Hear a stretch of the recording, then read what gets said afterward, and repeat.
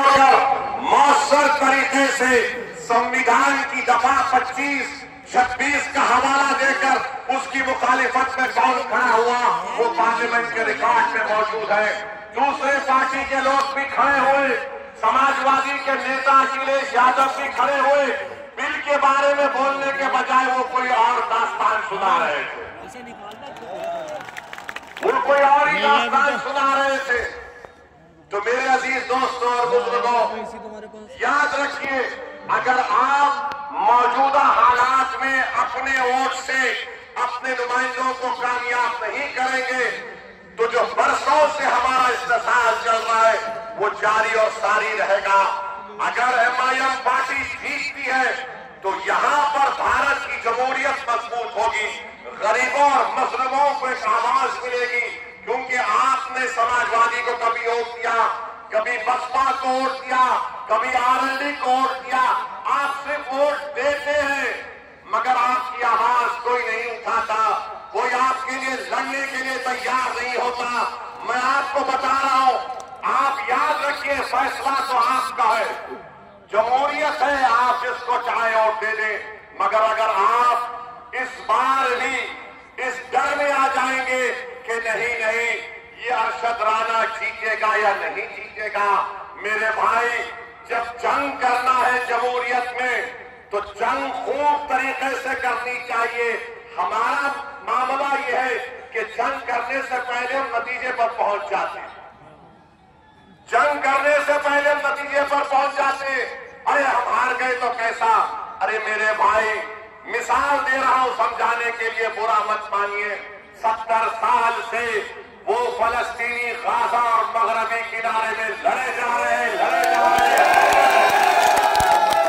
40,000 अब तक मर गए, 12 लाख बेघर हो गए, लाखों लोग बेघर हो चुके हैं, मगर उनके हौसले को देखो, वो डर नहीं रहे बल्कि मुकाबला कर रहे हैं। क्यों मुकाबला कर रहे हैं? क्योंकि इजराइल एक जालिम मुल्क है, इजराइल एक जालिम मुल्क है और वो जालिम मुल्क गाजा में नस्लकशी कर रहा है। मगर एक मिसाल देने के लिए आपको बता रहा हूं। दूसरी बात मैं आपके सामने ये अर्ज करना चाह रहा था कि यहाँ पर अंसारी बरादरी बहुत बड़ी तादाद में है, उनका कारोबार पूरा का पूरा ठप होकर रह गया, कोई नहीं पूछता। आप देखते जाइए बीजेपी क्या कर रही है। जो भी अल्पसंख्यक समाज के लोग अपने हाथ और खून पसीने की कमाई से अपनी जिंदगी गुजारते, उनकी कारोबार को, उनके बिजनेस को खत्म कर दिया जा रहा है, मगर कोई आवाज उठाने वाला ही नहीं, कोई लड़ने वाला ही नहीं। चुनाव आ गया तो सब आ जाते हैं कि भैया को जिताओ, दरी बिछाओ, अपने जमाने को कुर्बान करो, उसके बाद हम ही मरते हैं, उसके बाद हम ही मरते हैं। तो मेरे अजीज दोस्तों और बुजुर्गों, मेरे भाई, आप सुनिए, हाँ जिंदा है, आप भी जिंदा है, हम भी जिंदा है। हम और आप जब तक जिंदा है उस वक्त तक कयामत नहीं आने वाली, अल्हम्दुलिल्लाह। अब आप तीसरी जो है बात हम आपको बताना चाहते हैं, यहां पर आप जानते हैं कि मजलिस पार्टी जब लड़ रही है तो मुझे बताया गया कि हस्बे आदत, हस्बे रिवायत हमारे जो सियासी मुखालिफिन हैं वो बोलना शुरू कर दिए, भाजपा का फायदा हो जाएगा, भाजपा का फायदा हो जाएगा। कहां से फायदा होगा मुझे बताओ। अच्छा, यहां पर एक और विधानसभा में उत्तर प्रदेश में चुनाव हो रहा है, करहल में हो रहा है। करहल में बीजेपी का उम्मीदवार कौन है? अखिलेश के भाई धर्मेंद्र का बहन भाई लड़ रहा है। तुम अपने परिवार को नहीं रोक सकते और तुम आकर यहाँ पर मीरापुर में कह रहे हो कि मजलिस लड़ रही है तो खुदा को फायदा हो जाएगा। अरे तुम्हारे भाई का बहन भी लड़ रहा है, यानी तुम्हारे परिवार हर पार्टी में बैठकर मलाई और गुलाब जामुन खा लेंगे और हमको वोट ना दे कोई, ये कैसे होगा बताइए आप। और अहम बात मैं आपको याद दिला रहा हूं, 2012 सितंबर ये मुजफ्फरनगर मुजफ्फरनगर जिले में आता है। अखिलेश यादव मुख्यमंत्री थे, मुजफ्फरनगर का फसाद हुआ। आजादी के बाद सबसे ज्यादा अल्पसंख्यक समाज के मुसलमान अगर बेघर हुए 50,000, इसी अखिलेश यादव जब मुख्यमंत्री थे बेघर हुए थे। जो खेतों में रह रहे थे, पर्दों के टेंट में रह रहे थे, और यही अखिलेश यादव मुख्यमंत्री थे जब 50,000 लोग बेघर हो गए थे।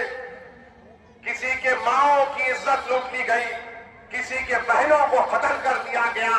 आप कैंपों में जिंदगी गुजार रहे थे और अखिलेश यादव सैफई में उत्सव मना रहे थे। मुंबई से एक्टरों को बुलाकर नाच गाना करवा रहे थे। यही अखिलेश यादव थे जिन्होंने बुलडोजर चलाया था उन रिलीफ कैंपों के ऊपर।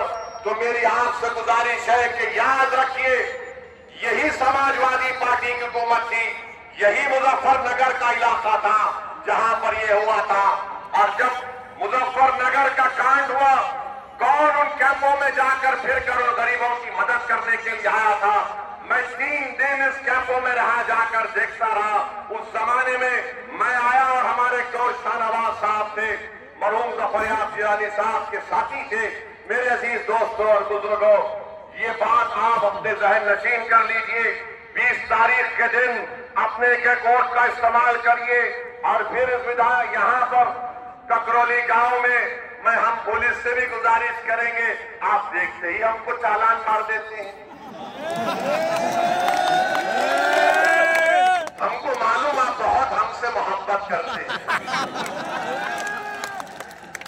मगर इतनी ज्यादा भी मोहब्बत मत करिए जो हमारी जेब खत्म हो जाए। मेरे अजीज दोस्तों और बुजुर्गों, और फिर आ जाइए, आपके मुख्यमंत्री बाबा के ऊपर भी कुछ बोलना पड़ेगा। आजकल बाबा महाराष्ट्र में फिर रहे, सुनिए, महाराष्ट्र में फिर रहे और नहीं सूरत है, और नारा लगा रहे हैं, बचेंगे तो कटेंगे, बचेंगे तो कटेंगे बोलते हैं। मैं उत्तर प्रदेश के मुख्यमंत्री से वो चैलेंज कर रहा हूं। झांसी में मेडिकल कॉलेज में 10 मासूम बच्चे जलकर मर गए। 10 मासूम बच्चे जलकर मर गए। और जब वो वार्ड में, न्यू नेटल केयर के वार्ड में एक शख्स था जिसके 2 जुड़वा बेटियां भी उस न्यू नेटल वार्ड में थे।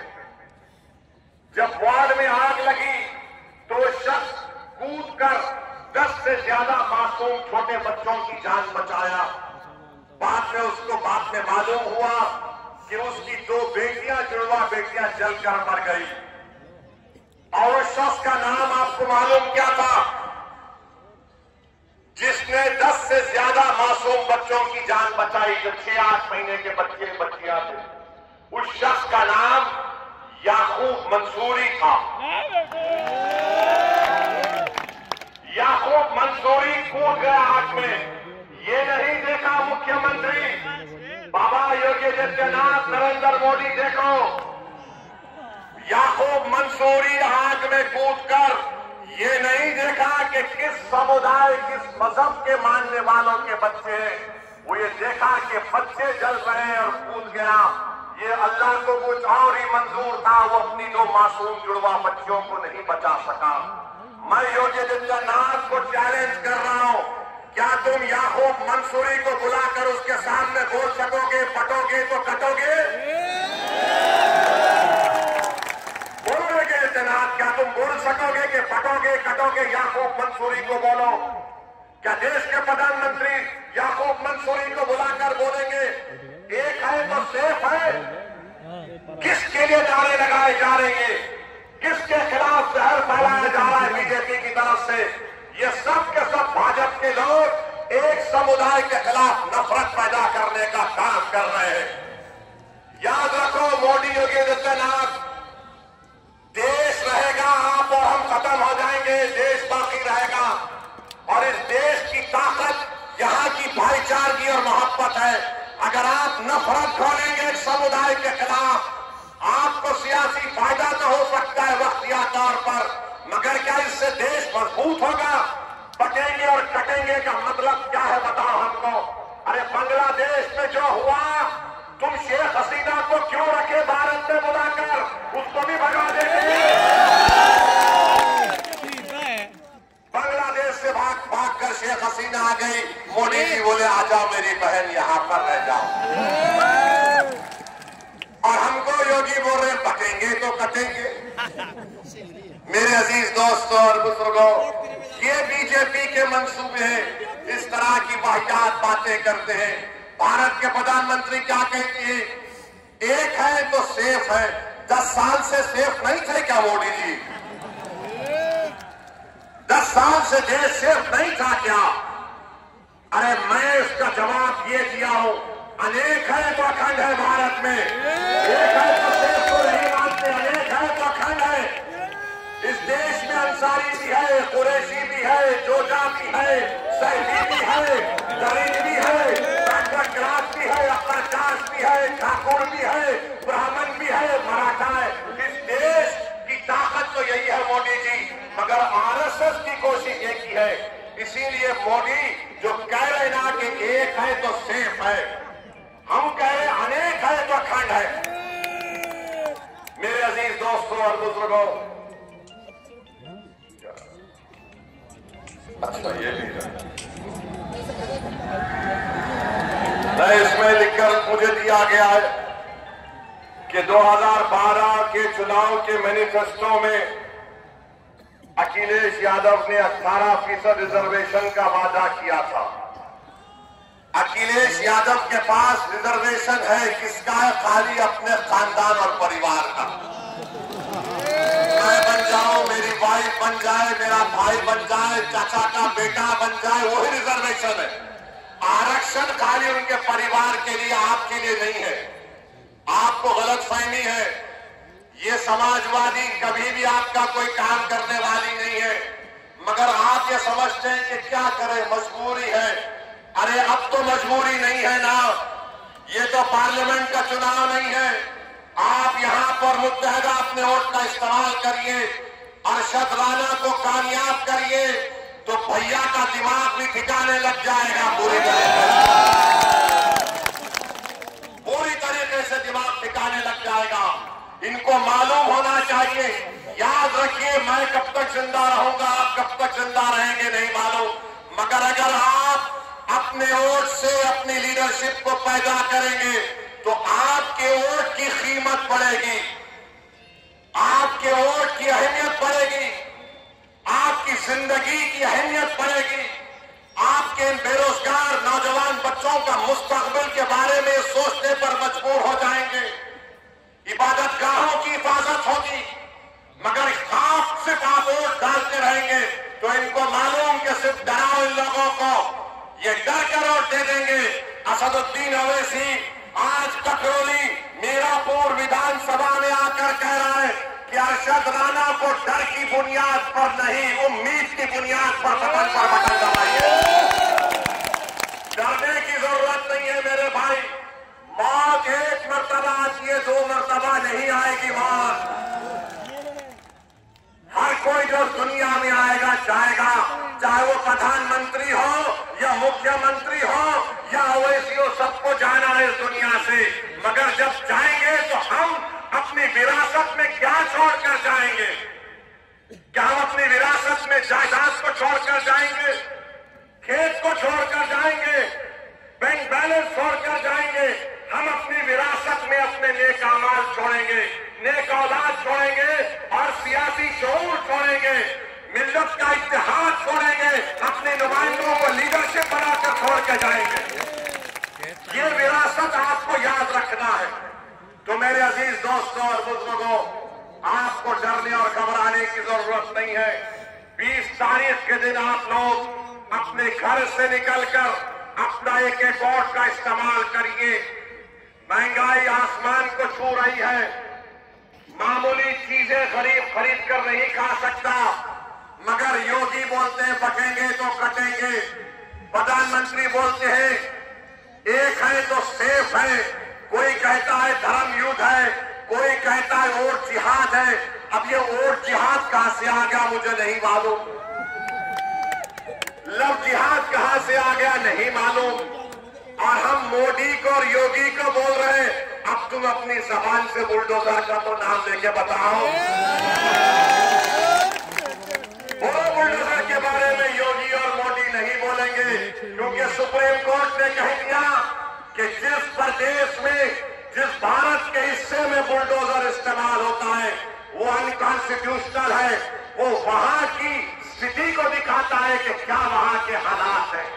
सुप्रीम कोर्ट ने यह भी कह दिया कि अगर कोई गवर्नमेंट का अधिकारी बुलडोजर लेकर आएगा तो सुप्रीम कोर्ट ने कहा कि वो हमारे अहकामात का उल्लंघन कर रहा है, उसकी नौकरी चले जाएगी।